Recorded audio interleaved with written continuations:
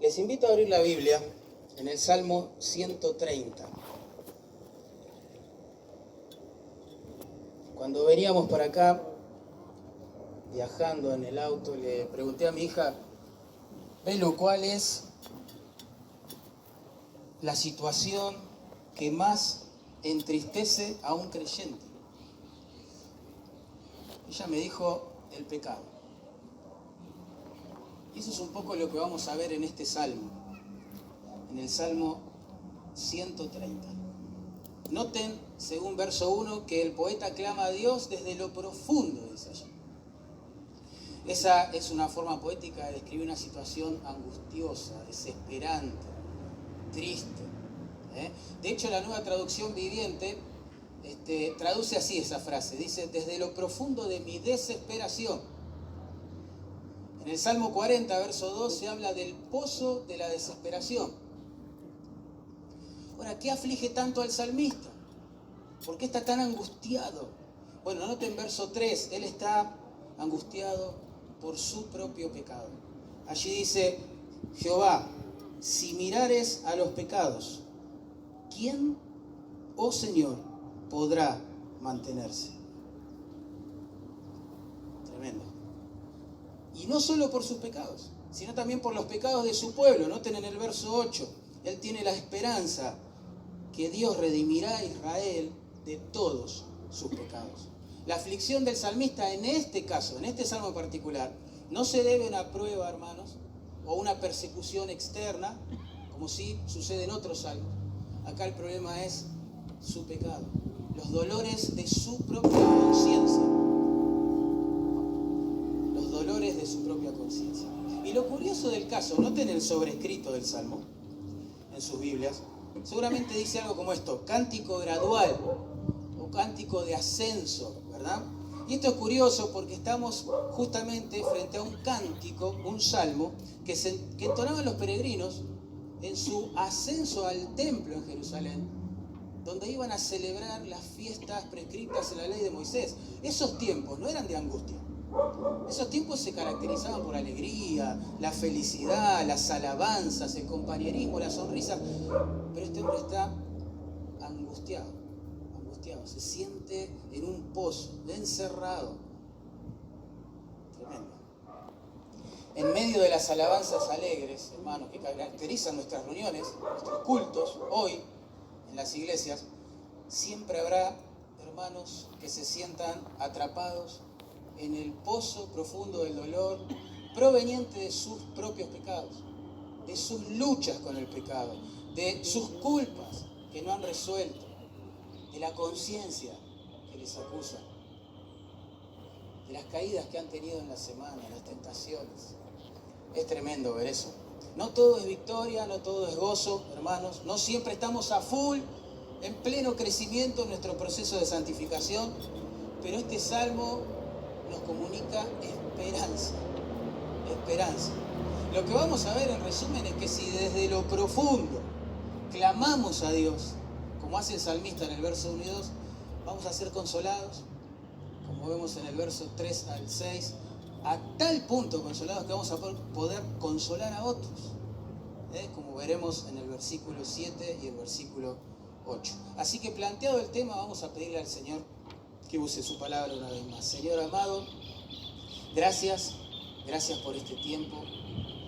Amado Señor, tú eres 3 veces santo, pero nosotros no. Estamos en proceso de santificación. Tú eres perfecto en justicia, pero nosotros no. Estamos en un proceso de aprender a caminar como tu Hijo, el justo. Y en ese proceso muchas veces nos desanimamos, Dios, como el salmista aquí. Nos angustia el alma, nuestro pecado, Señor, opaca la fiesta de gracia que debería ser nuestras vidas. Pero te pedimos que nos consueles con tu palabra hoy. Por favor, a todos los que luchamos con nuestro pecado, Señor. Los que sufrimos la tristeza de lidiar con ellos cada semana. Tráenos luz, tráenos consuelo, por favor, a través de este salmo. Te lo pedimos en Cristo Jesús. Amén. Bueno, versículos 1 y 2. Lo primero que vamos a ver es un clamor aquí profundo por el pecado.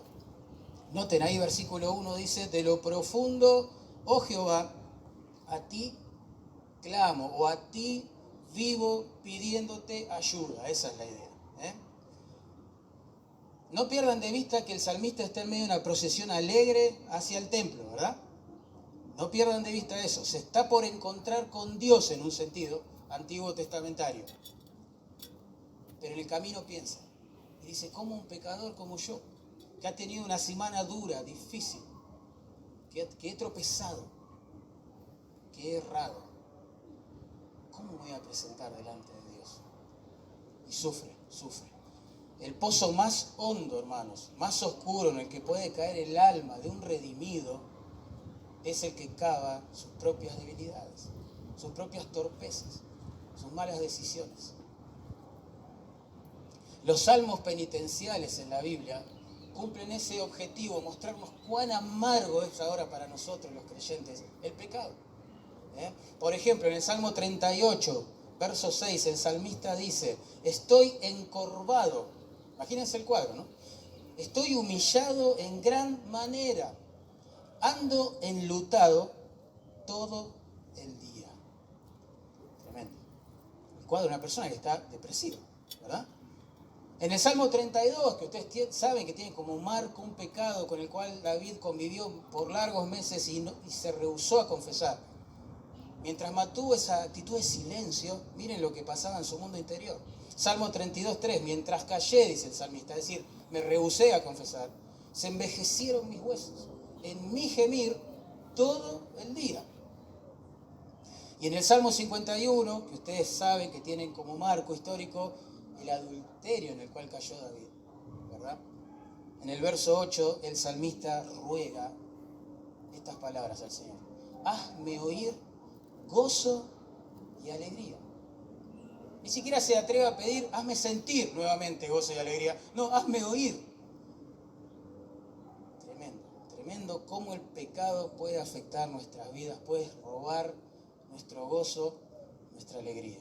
La tristeza más grande del creyente, como me dijo Belén camino hacia aquí, no es la que proviene de la persecución, porque Dios nos da gozo cuando somos perseguidos por su causa. No es la que proviene del sufrimiento, porque Dios nos da gozo en las pruebas. La tristeza más grande es la que proviene de nuestras propias torpezas, debilidades y pecados, hermano. Lo que antes nos deleitaba ahora nos arruina la vida en el Señor. En el pecado escribió un teólogo ya fallecido que está con el Señor, dice, en el pecado el santo descubre horrores que no se ven ni en la pobreza, ni en la enfermedad, ni siquiera en la muerte. Ahora, ¿cuál es la reacción del poeta, del salmista? Bien, frente al dolor proveniente de su pecado, ¿cuál debería ser nuestra reacción también? Cuando estamos en esos días de lucha intensa en el plano espiritual, clamar. De lo profundo, oh Jehová, a ti clamo. Tenemos que clamar. Clamar a Dios, hermanos, es buscar su ayuda a los gritos. Eso sería una traducción literal de esa expresión. Invocarlo a viva voz. La idea es como llamar su atención para que tenga misericordia, se acerque y nos restaure. Nos saque de lo profundo, donde nos llevó nuestro pecado. De hecho, cuando alguien está en un pozo profundo, imagínense, cae en un pozo profundo, la única alternativa que tiene es mirar hacia arriba y pedir ayuda a alguien, ¿verdad? Y este es el cuadro, noten en verso 2. Dice, Señor, oye mi voz, estén atentos tus oídos a la voz de mi súplica. Tremendo, es como si el salmista dijera, Señor, soberano, préstame atención, escucha mis desesperados y recurrentes pedidos de ayuda, Señor. Tremendo. La verdad que debemos reconocer, hermanos, que a veces sentimos que Dios no nos escucha cuando estamos en medio de estas batallas por la santidad. A veces eso pasa porque su mano parece no intervenir, no sacarnos, no arrebatarnos, ¿sí?, de la tentación. A veces eso sucede porque seguimos cayendo en el mismo pecado. A veces eso sucede porque no nos sentimos perdonados. A veces sucede eso porque pensamos que ya no hay cara que resista el presentarse a Dios para confesar el mismo pecado otra vez. Uno en su alma dice cosas como esta, ¿no? La verdad, estoy en un pozo oscuro, estoy luchando contra mi pecado. Esta semana fue terrible, he caído en tentación. Aún noto orgullo en mí, superficialidad, vanidad. Me ha costado mucho alabar su nombre esta semana. Me ha costado mucho quedarme quieto en su presencia para orar. Me ha costado muchísimo meditar en su palabra. ¿Cómo me voy a presentar en este estado otra vez delante de Dios? Y el alma se aflige. El alma del creyente se aflige en un contexto así. Pero hay una verdad teológica en este salmo que nos anima. El salmo no se escribió para deprimirnos, sino para alentarnos. Que esa verdad es que el Dios justo oye los clamores de oración, la oración de confesión que hacen sus hijos cuando pecan. Cuanto más grande, hermanos, sea la culpa, más dulce será para nosotros la oración. Cuanto más duela el pecado, más precioso será su perdón.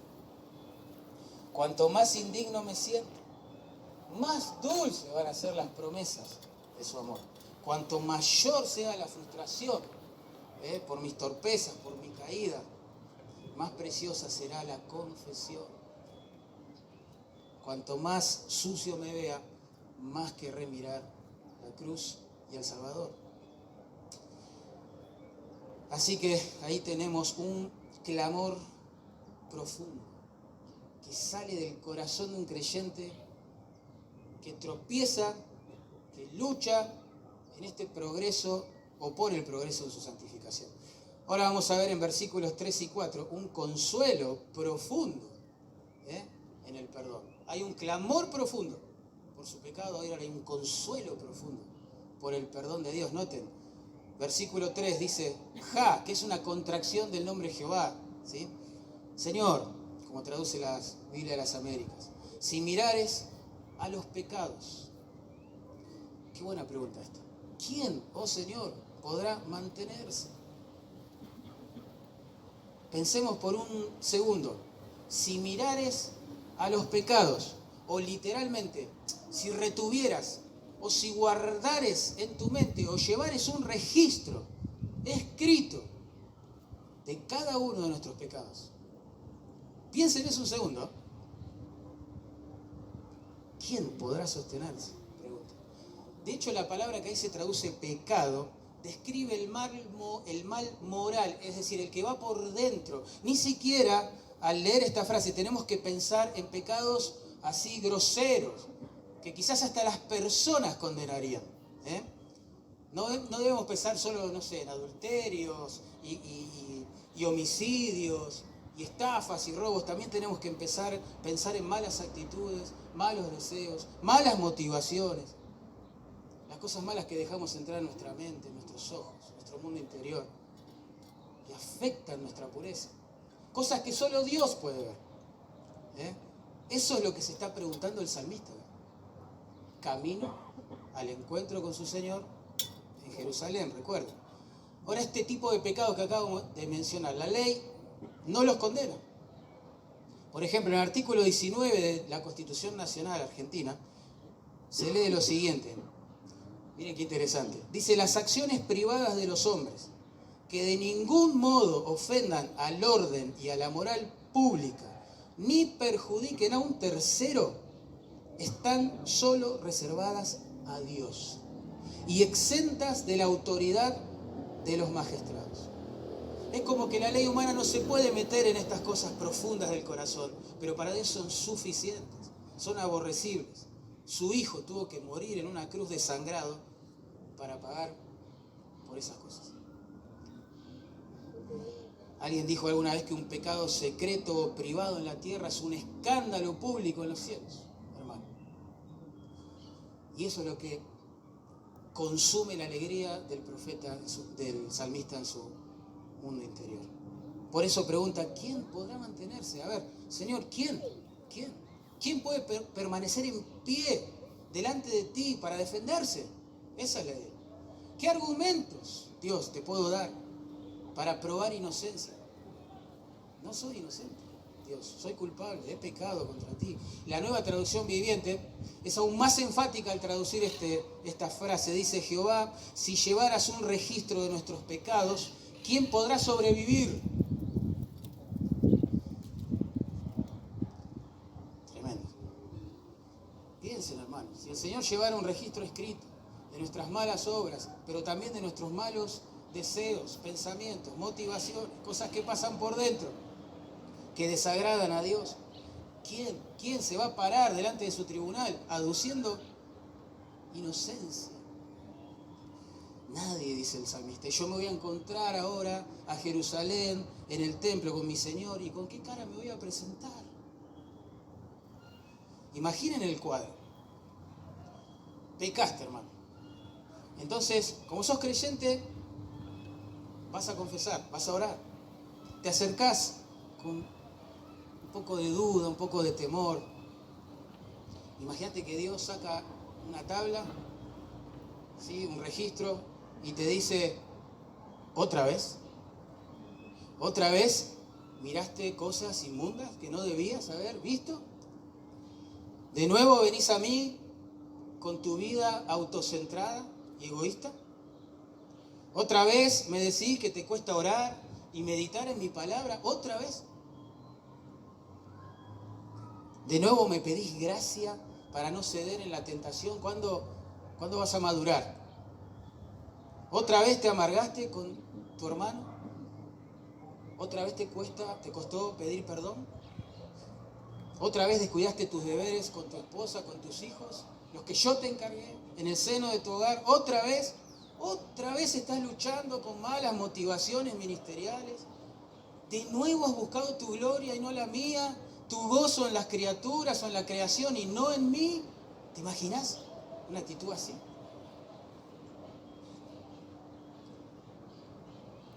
Si el Señor anota nuestros pecados en un registro y no hay forma de borrarlos, supongamos que esto fuera así, ¿para qué vamos a la iglesia entonces? Hermano, ¿para qué cantamos recién alabanzas? ¿Para qué queremos que la gente conozca al Señor? ¿Para que vivan atormentados? ¿De qué se trata esto? ¿Estamos jugando a qué? Si es imposible agradar a Dios, ¿por qué intentar entonces acercarnos a Él? ¿Para qué oramos? ¿Para qué leemos la Biblia? ¿Para qué hacemos un ministerio en la iglesia? Si no hay forma de agradarle. Como dijo un escritor, si Dios pidiera cuenta de todos y cada uno de los pecados, no quedaría nadie en sus filas para reverenciarlo. Nadie.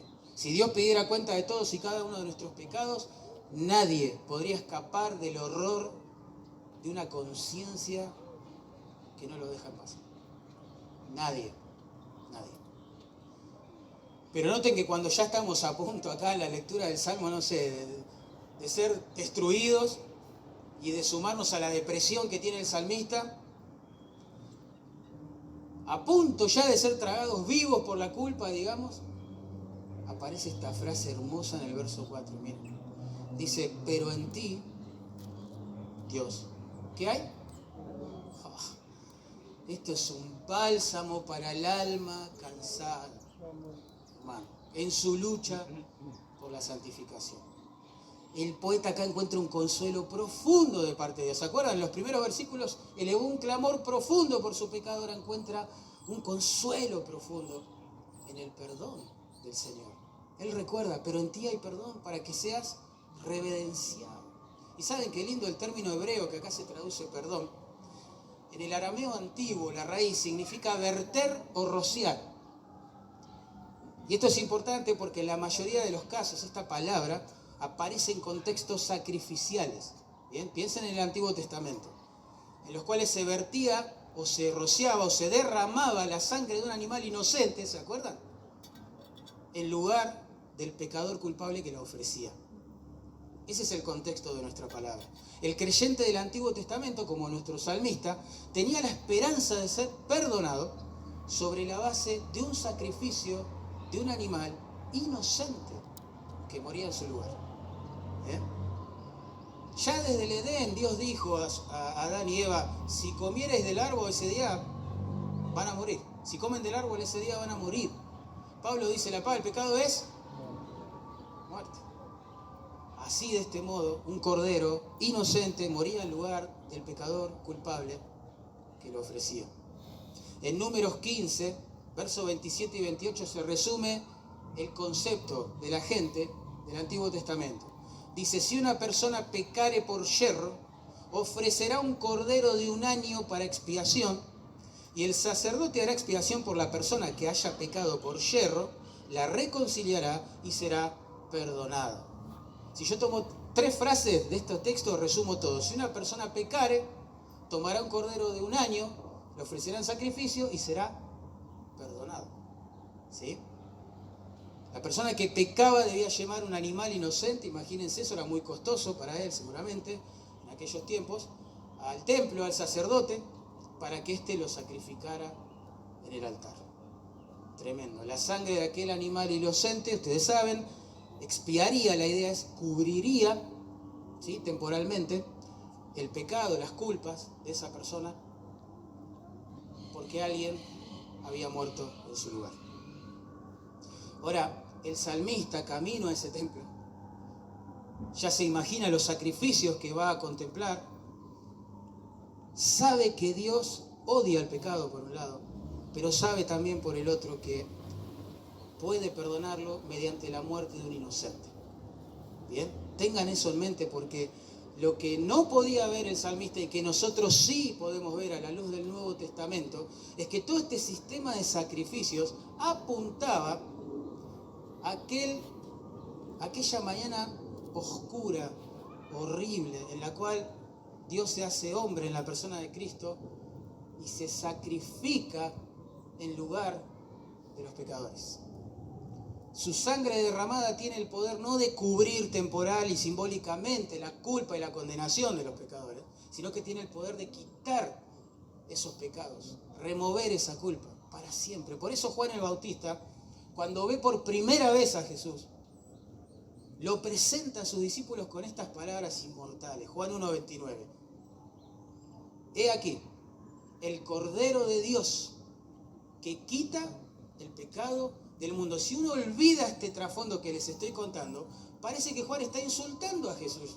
Lo está comparando con un animal, un cordero. Pero lo que está diciendo Juan, teniendo este trasfondo en mente, es que Él era el sacrificio al cual todo el resto de sacrificios apuntaba. Y a diferencia de los sacrificios de animales que se repetían constantemente, el Señor iba a ofrecer su vida, su sangre, una sola vez y para siempre, para siempre. Y ¿saben qué? En el Nuevo Testamento tenemos más luz sobre este salmo. Por ejemplo, en Colosenses 2:14 vemos que sí existe un registro escrito, un acta de decretos, así lo llama Pablo, que nos es contraria, que nos acusa. Sí existe. Pero también allí se afirma que Cristo vino para anular, la idea es borrar, ¿sí?, el acta de los decretos que nos era contraria, dice el texto, quitándola de en medio y clavándola en la cruz. Hermoso, hermanos, con su sangre derramada una sola vez y para siempre, ¿sí? El Cordero de Dios, el que nunca pecó, borró el registro, ¿sí?, de los pecados de todos aquellos que confiamos en Él y nos arrepentimos de nuestra maldad. Queda claro en este texto que el perdón de los pecados no es un diploma a las buenas obras o al mérito humano, sino que es un don de la misericordia y de la gracia divina.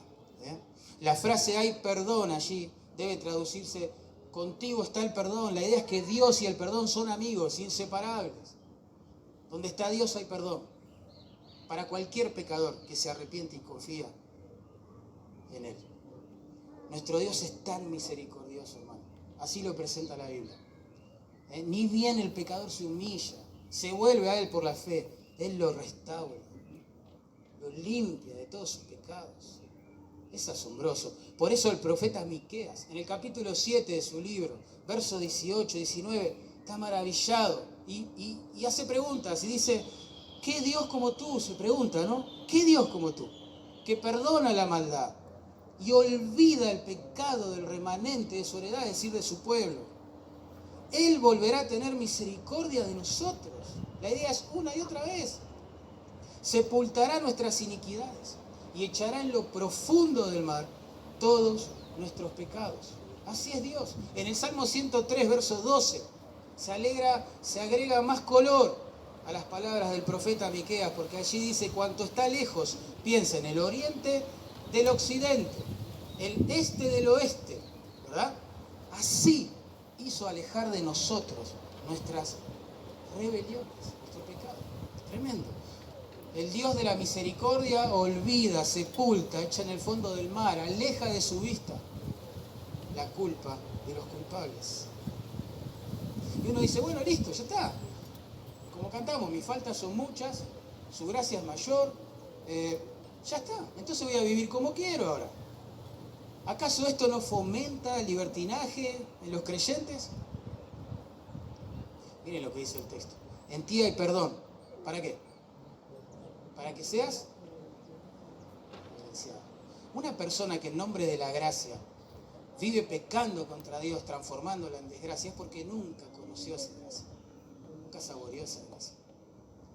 Para nada. Uno de los frutos visibles que evidencia que un pecador ha sido perdonado es que vive adorando, obedeciendo al mismo Dios que lo perdonó.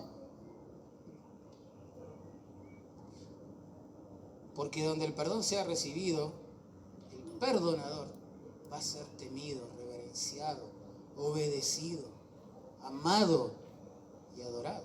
De hecho, el verbo que se traduce reverenciado es el que se usa en todo el resto del Antiguo Testamento para describir el temor de Jehová. El temor de Jehová. No describe esa expresión solo la sensación psicológica, no sé, o emocional del temor. Lo que describe es la actitud de corazón de alguien que sabe que vive en la presencia de Dios, por eso le obedece, le ama y le respeta, le reverencia. El perdón aquí es como que liga, ¿sí? Fusiona el alma del pecador con el Dios que le ha perdonado. El perdón no fomenta el libertinaje, nada que ver. Fomenta reverencia al Señor. El perdón de Dios, dijo alguien, produce reverencia, no indecencia. El pecador perdonado ofrece a Dios su temor, su obediencia y su alabanza. En Tito 2:12 se afirma que la misma gracia que nos salvó, dice el texto, nos enseña a renunciar a la impiedad y a los deseos mundanos para que podamos vivir justa, sobria, piadosamente en este mundo. O sea que el perdón lo que engendra es piedad, es temor de Dios, es amor por aquel que sacrificó a su Hijo para perdonarnos. Así que en versículos 1 y 2 vimos que el poeta aquí emite un clamor profundo por causa de sus pecados. Los versículos 3 y 4 encuentran un consuelo profundo también en el perdón del Señor. Y noten ahora en versículos 5 y 6, él toma una decisión de fe. Se va a refugiar, va a confiar, va a esperar en Dios y en lo que Él ha dicho en su palabra. No hay otro refugio para nosotros, los pecadores, que este. Noten, verso 5 dice, esperé yo a Jehová, esperó mi alma, en su palabra he esperado. Es obvio el énfasis en el verbo esperar acá, ¿no? Noten conmigo, versículo 5, versículo 6, versículo 7. En estos tres textos aparece 1, 2, 3, 4, 5 veces. Son dos verbos distintos en el hebreo, pero son sinónimos. El énfasis es ineludible. El salmista toma la decisión de esperar. Esperar acá significa ligar, atar, entrelazar. Se usa allí en Isaías 40 cuando dice que los que esperan en Jehová, ¿se acuerdan? Tendrán nueva fuerza. Son los que se fusionan su vida al Señor, los que se pegan al Señor, tendrán nueva fuerza. Bueno, acá el sentido es muy parecido. Esperar a Jehová acá implica priorizar la comunión con Él, ¿sí? El caminar con Él, hasta que, bueno, en su bondad, en su misericordia, Él decida intervenir y restaurar. ¿Bien? El salmista no espera que Dios ahora le quite la culpa de su pecado, porque ya dijo en versículos 3 y 4 que lo había hecho, ¿no? Lo que espera es que Dios lo saque del pozo profundo, donde las consecuencias de su pecado lo han sumergido. ¿Sí? Es como que Él está diciendo, bueno, solo Dios puede sacarme de este pozo, solo Dios puede alegrar mi alma en medio de este mar de tristeza. Voy a buscar la comunión con Él mientras espero que intervenga, que haga algo por mi alma, ¿no? Esa es la actitud que tomo. Y esperar en Dios es lo mismo que esperar en su palabra. No podemos separar estas cosas. Por eso es tan triste que los púlpitos de hoy en las iglesias estén dedicados más a la política, a la terapia, a las nociones de autoayuda, que a las escrituras. Porque no podemos hablar de Dios sin hablar de su palabra. Si nosotros divorciamos la palabra de Dios del Dios de la palabra, nuestro concepto de Él va a estar basado en nuestras percepciones, en nuestras tradiciones, en nuestras emociones. Peor, imagínense. Un día nos vamos a sentir amados, pero un día rechazados. Un día cerca, un día lejos. No vamos a saber a qué aferrarnos, qué hizo por nosotros, por nuestros pecados. Esperar en Dios es esperar en su palabra. Implica aferrarse a alguna promesa de las Escrituras que nos sirva de refugio, ¿sí?, para nuestras torpezas, caídas y pecados. El amor de Dios, la gracia de Dios, el perdón de Dios se vuelven reales para nosotros solo en la medida que entendemos que esas cosas se nos aseguran, se nos garantizan en su palabra. En su palabra. Así que mientras esperamos en Dios en este sentido, estudiamos su palabra, creemos su palabra, vivimos su palabra, porque Dios no es hombre para mentir. La palabra es el terreno firme para el alma de una persona que espera que Dios la restaure. Por eso en 1 Tesalonicenses 5:14 Pablo nos manda a sostener a los débiles. Es muy interesante ese texto. Sostener a los débiles. Los débiles, por contexto, piensen en Romanos 14, etc., son personas que no han desarrollado todavía convicciones acerca de su fe, acerca del Señor, acerca de cómo funciona la vida cristiana. Y al no desarrollar convicciones bíblicas, justamente son acusados por sus propias dudas, emociones, percepciones, culpas infundadas y cosas como esas. Se sienten rechazados por Dios y con el tiempo por los cristianos también. Cargan con culpas de pecados pasados que ellos ya confesaron 1000 veces, que Dios ya perdonó, pero no se sienten limpios, no se sienten perdonados. Sencillamente a los hermanos débiles les cuesta disfrutar la paz del perdón, les cuesta disfrutar el gozo de saberse justificados por la fe en Cristo Jesús. Por eso Pablo dice, afírmenlos, sosténganlos. ¿Con qué? Con las promesas del Evangelio. Ellos, los hermanos débiles, y todos caemos en esa categoría muchas veces, en esta lucha por la santificación, necesitamos esperar en la palabra de Dios. Necesitamos recordar que somos aceptos en el amado, necesitamos recordar que nada ni nadie nos podrá separar del amor de Dios que es en Cristo Jesús y cosas como esas. Si no, me pregunto, ¿no? ¿Qué hacemos con nuestro pecado, hermano? Piensa. ¿Dónde encontrar alivio para nuestras culpas? ¿Seguiremos intentando impresionar a Dios con nuestras buenas obras? ¿Seguiremos frustrándonos, abrazando un evangelio por obras? El evangelio de los méritos insuficientes.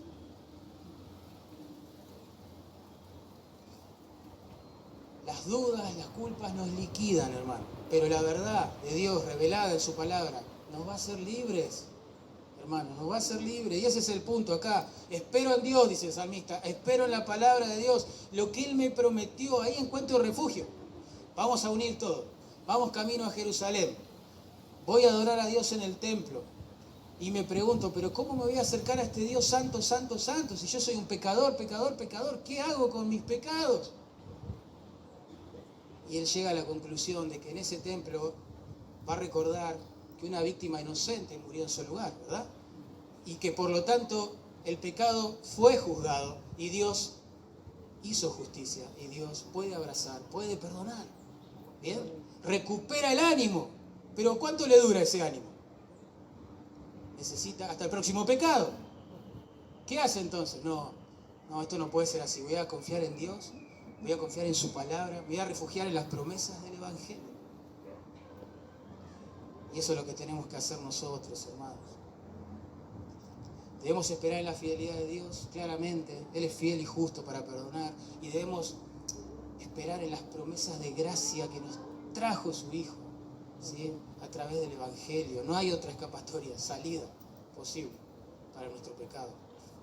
Por eso en verso 6 dice, mi alma espera al Señor más que los centinelas a la mañana, más que los vigilantes a la mañana. Lo que está diciendo es, mi alma necesita esperar en Dios, refugiarse en Dios. No encuentro otra salida, no la hay para mi pecado. Los centinelas esperan la luz del amanecer con ansias. Pongámonos en lugar de ellos.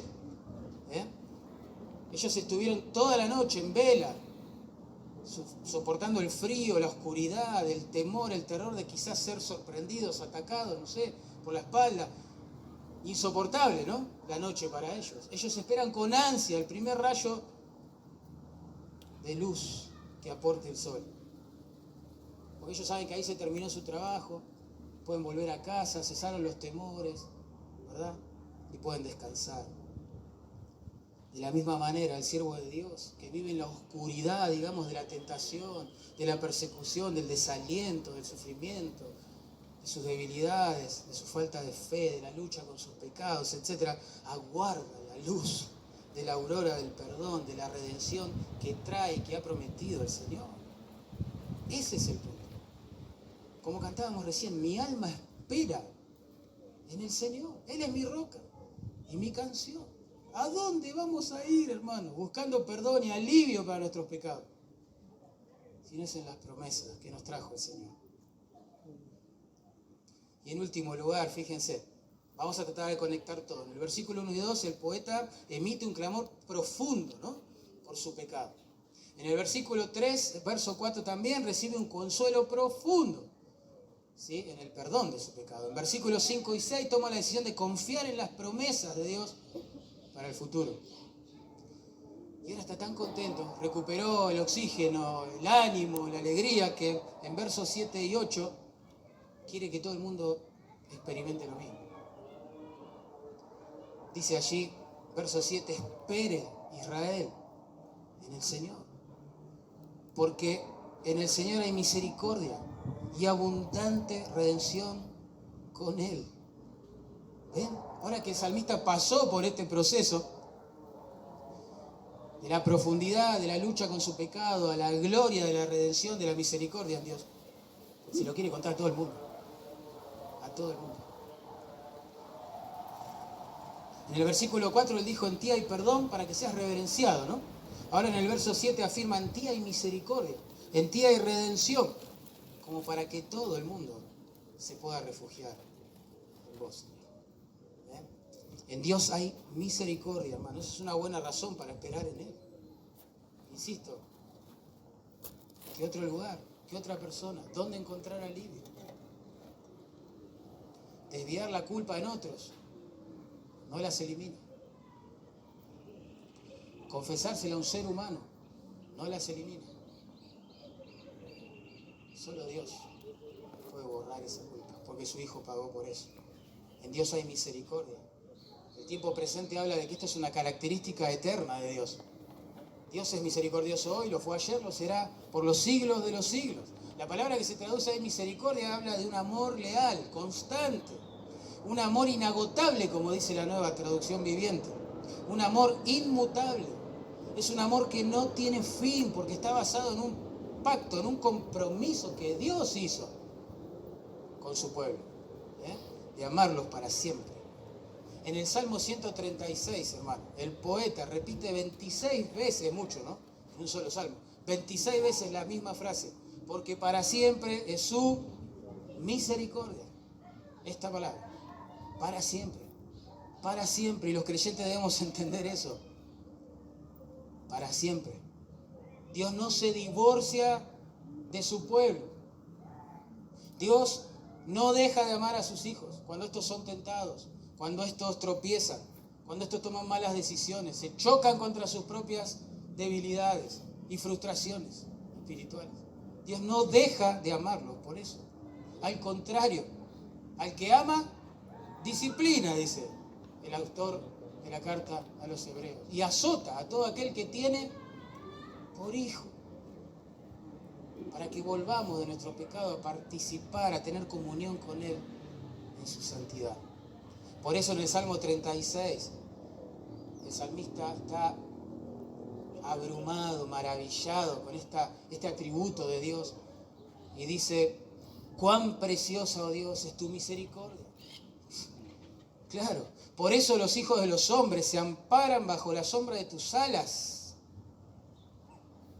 El hecho de que Dios haya hecho un pacto de ser Dios de su pueblo para siempre.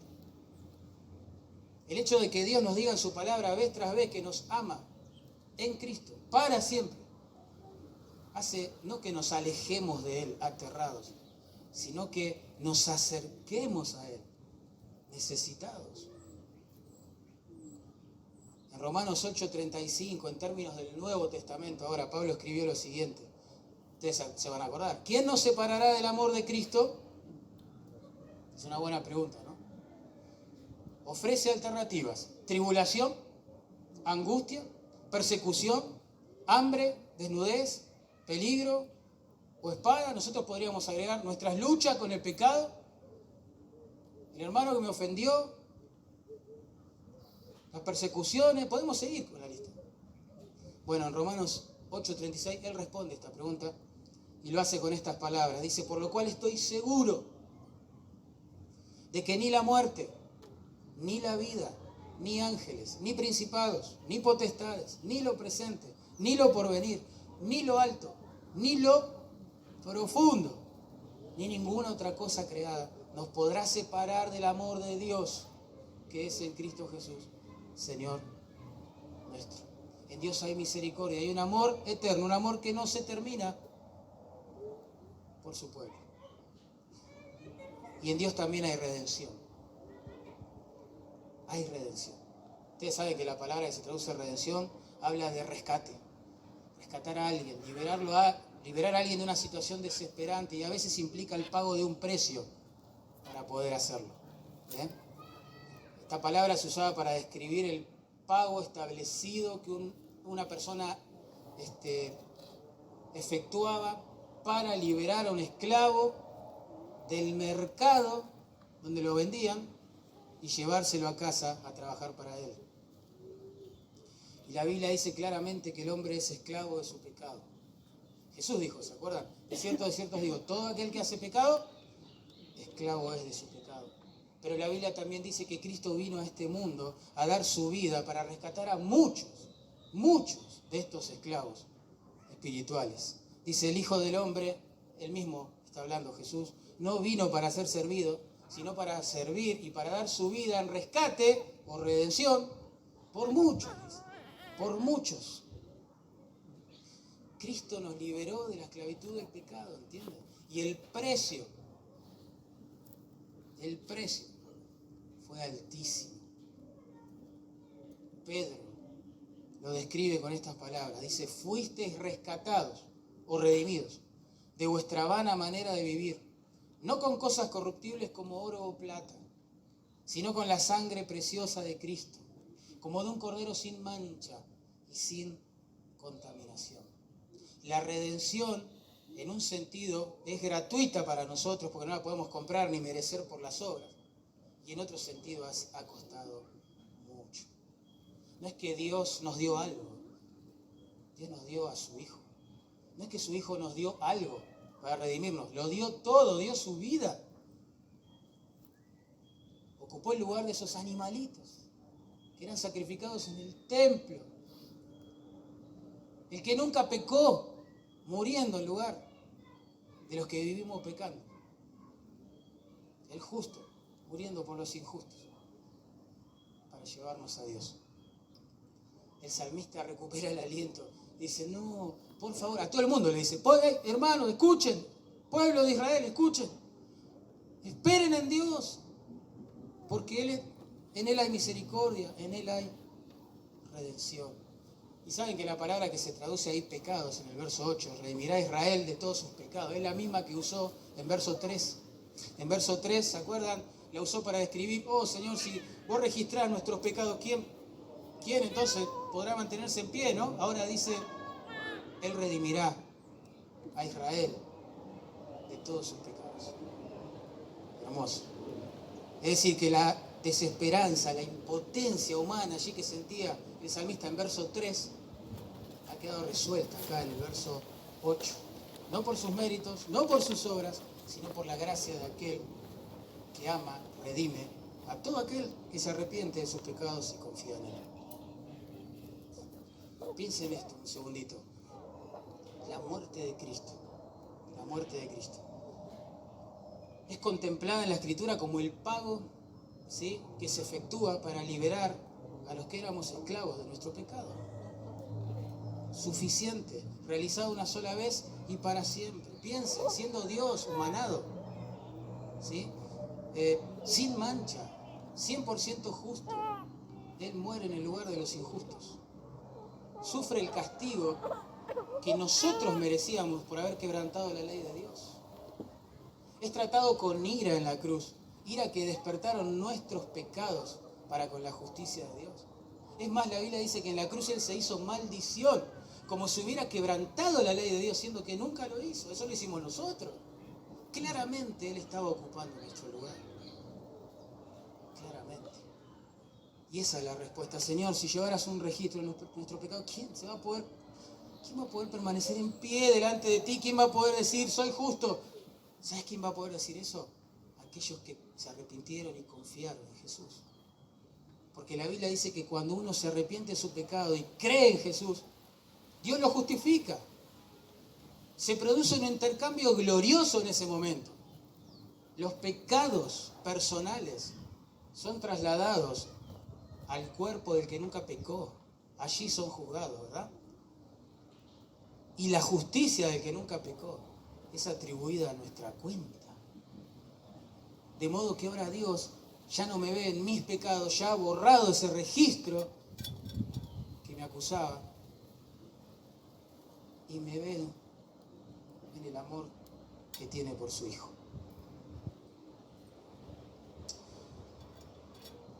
Vamos a terminar aplicando esto. Si es la primera vez que vos escuchás este mensaje, entendés lo que el Señor hizo por vos en la cruz, asumís por la fe que Él ocupó tu lugar, que murió por tus pecados, sufrió tu castigo, fue condenado en tu lugar. Por favor, te ruego, como si Dios se hiciera presente y visible ahora, en nombre de Él te ruego, arrepentite, convertite al Señor por la fe, hacete un discípulo, por favor, te lo ruego. Pero si vos sos creyente, acordate, no todo es victoria y gozo en el proceso de santificación. No actuemos en cuanto a esto, ¿verdad? Hay semanas buenas y semanas malas, ¿verdad? A veces andamos de victoria en victoria y a veces de tropiezo en tropiezo. Pero hay esperanza. Este salmo nos trae esperanza. La Biblia dice, justificados pues por la fe, ¿se acuerdan? Tenemos paz para con Dios. Eso significa que ya fuimos declarados justos en Cristo para siempre. Y Dios no puede revocar su veredicto. Si Él dijo, Él hará. El versículo no dice, justificados pues por la fe. Pregunta, ¿tendremos paz para con Dios? No dices. Dice, tenemos paz para con Dios. Hermoso. Entre el pecador justificado y el Dios justificador ya hay paz. Ya está todo bien. La enemistad ahora es amistad. Es relación filial. Ya está todo bien. Cesó la hostilidad, ¿se entiende? La enemistad. Ya no tenemos que salir corriendo, huyendo de su presencia. Ahora, justamente nos acercamos a Él una y otra vez, sabiendo que hay misericordia. Hermano, entre el pecador justificado y el Dios que justifica, hay paz. Y eso es lo que nos da aliento. En este tipo de promesas esperamos. Yo creo que a la luz de este texto los creyentes tenemos que aprender a disfrutar más nuestra relación con Dios. Pues ya somos aceptos en Cristo.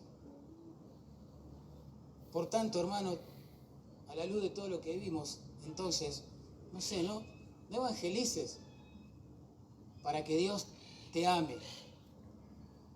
Evangeliza porque ya te amó, enviando a su Hijo a morir en tu lugar. No cantes himnos de alabanza, para ver si Él en algún momento en el futuro te justifica, se agrada de vos. No, cantá, bendecí su nombre porque Él ya te ha justificado en Cristo, ya se agrada de vos, porque estás en Cristo. No te congregues en la iglesia para sentirte cerca del Señor, congregate porque ya estás cerca del Señor. No ores para que Dios te acepte. Buscalo en oración porque ya te aceptó en Cristo. No obedezcas para que Él te ame, aunque sea un poquito más. Obedecelo porque te amó hasta lo sumo. Hasta lo sumo.